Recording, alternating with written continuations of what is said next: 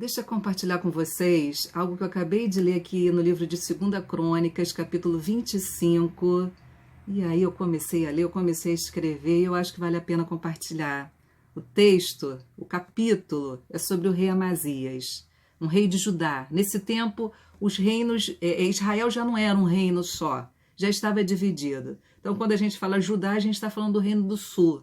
Quando a gente fala Israel, estamos falando do reino do norte. Amazias é um rei de Judá. Ele sobe ao trono, e coisa que era comum naquele tempo, quando ele chega ao trono, ele mata os homens que haviam assassinado seu pai, que tramaram contra a vida do seu pai. Só que esse rei ele começa bem, porque vai dizer que o texto, no versículo 6, que ele faz isso dentro de limites estabelecidos pela lei de Moisés. Ele diz aqui, desculpa, não é o versículo 6, não, é o 4. Contudo, não matou os filhos dos assassinos em obediência ao mandamento do Senhor registrado por Moisés no livro da lei. Os pais não serão executados por causa do pecado dos filhos, nem os filhos por causa do pecado dos pais. Aqueles que merecem morrer deverão ser executados por causa de seus próprios crimes. Então, ele é um rei, um parâmetro para que se estabelecesse um bom governo, era o quão fiel esse rei era a lei de Deus. O rei precisava ter a lei de Deus diante de si. E ele segue, ele começa bem.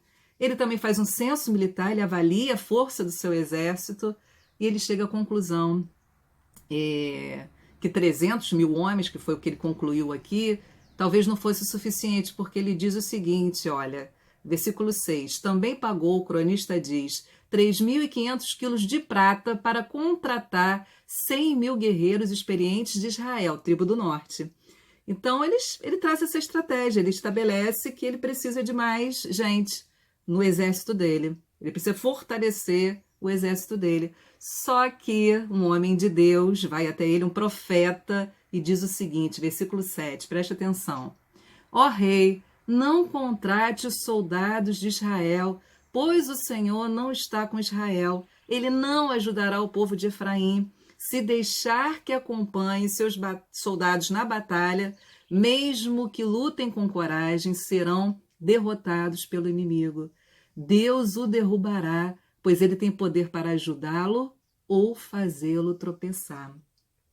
Traçou estratégia, pensou com a cabeça, investiu numa estratégia, contratou soldados. Só que veio um profeta e disse, não é uma boa estratégia, não vai por esse caminho. E ele tem uma reação que é muito comum, muito comum. Ele pergunta ao homem de Deus, e quanto à prata que paguei para contratar o exército de Israel? Ele fala, caramba, eu investi, eu tracei uma estratégia, eu investi dinheiro nisso. Mas houve a resposta do homem de Deus, o Senhor pode lhe dar muito mais que isso. Muito mais que os 3.500 quilos de prata que você pagou. E diz o cronista que Amazias dispensou os soldados que havia contratado e os mandou de volta para Efraim. Ele ouviu o conselho e obedeceu. E aí anotei aqui umas coisas que eu pensei a respeito disso e que eu quis compartilhar. A situação na nossa vida, um tipo de situação na nossa vida, que Deus vai nos levar para esse caminho, para esse lugar, onde o caminho construído até aqui vai ter que ser abandonado. Ele construiu um caminho. Só que o profeta falou, abandona a sua estratégia. Isso acontece na nossa vida. E por quê? Para que algo maior venha, eu vou ter que abandonar o que eu investi, o caminho que eu percorri, os passos que eu dei. Eu vou repetir o que o profeta diz. O Senhor pode lhe dar muito mais que isso. Às vezes a gente está agarrado ali no que a gente planejou, no que a gente investiu. Só que o maior vai vir quando você abrir mão disso. E aí eu coloquei aqui... Duas coisas são importantes nessa hora, quando a gente lida com esse tipo de situação. Obediência e fé. Aí, na hora eu me perguntei, ok, mas como? A gente vê que um profeta dizendo, olha, abandona essa estratégia, não vai por esse caminho. E a gente às vezes quer um profeta, a gente quer alguém que diga. E aí eu falo, primeira coisa, nós temos conselheiro. Nós temos um conselheiro que Amazias não teve. É o Espírito Santo de Deus. E a gente, na maioria das vezes, sabe do que tem que abrir mão. A gente não precisa que um profeta fale. Deus usa a boca de gente dele para falar com a gente, usa, dando bons conselhos, explicando a palavra, iluminando o entendimento, mas o Espírito fala no nosso coração. Na maioria das vezes a gente sabe do que a gente tem que abrir mão. E deixa eu ver mais o que eu anotei aqui. Por que a gente sabe? Porque é claramente algo que não está condizente com o que a gente sabe ser a vontade de Deus para a vida de qualquer pessoa. Não está condizente, então é fácil da gente identificar. E aí eu coloquei aqui, controle, excesso de controle. Excesso de controle cria um ambiente estéril, sem espaço para a manifestação da graça e do poder de Deus. Um olhar eternamente para trás, eternamente preso a situações que já deveriam ter sido abandonadas. Gente que precisa olhar para frente, para a nova realidade que vive. Isso daí são coisas que a gente sabe que precisa abrir mão. O chamado da gente é olhar para a frente, para o que está adiante. Tem muita coisa que a gente precisa deixar para trás. E a principal delas, que é indicativo claro de que essa coisa não é de Deus, que o nosso conselheiro Espírito Santo nos toca, fala e mostra, o medo. Eu tenho falado, quem acompanhou os Salmos viu que eu falei bastante sobre o medo, porque eu experimentei muito medo em anos recentes da minha vida. E medo é uma coisa que, de fato, não é vontade de Deus para a vida de absolutamente ninguém.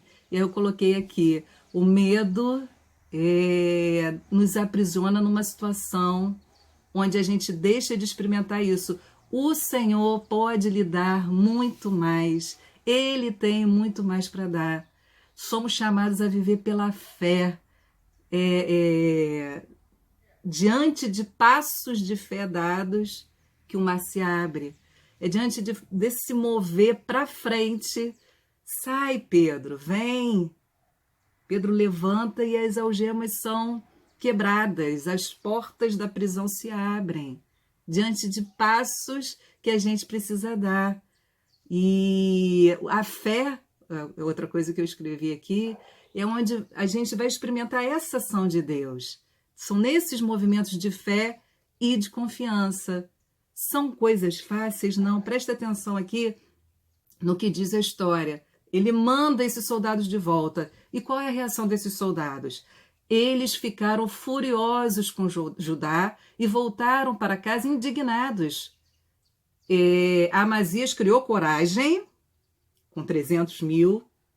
Entende por que essa situação de medo é algo que claramente não é coisa de Deus para a nossa vida? Ele criou coragem com os 300 mil e foi para a guerra. O texto vai dizer que ele saiu vitorioso, só que enquanto ele estava lá recebendo mais de Deus, enquanto ele deu os passos dele de fé e obediência, olha o que diz o cronista. Enquanto isso, os soldados que Amazia havia contratado e depois mandado de volta, atacaram muitas cidades de Judá, entre Samaria e Bet-Horon. Mataram 3.000 pessoas e levaram grande quantidade de despojos. Quando ele estava lá dando os passos de fé dele, o inimigo estava atacando. E aí, é fácil? Não é fácil. Mas a vida com Deus, aquilo que eu experimento em Deus, pressupõe passos de fé dados para frente, adiante. Ele criou coragem, diz o texto. Na retaguarda pode estar acontecendo esse caos, mas continua caminhando. A única coisa que não pode existir é que o texto também vai apontar. Ele volta vitorioso, só que ele vai revelar que ele tem um coração dividido. É isso que não pode acontecer com a gente. Demos os passos, vamos enfrentar inimigos, vamos lidar com consequências, vamos enfrentar perdas até que o maior venha, até que o grande ganho venha.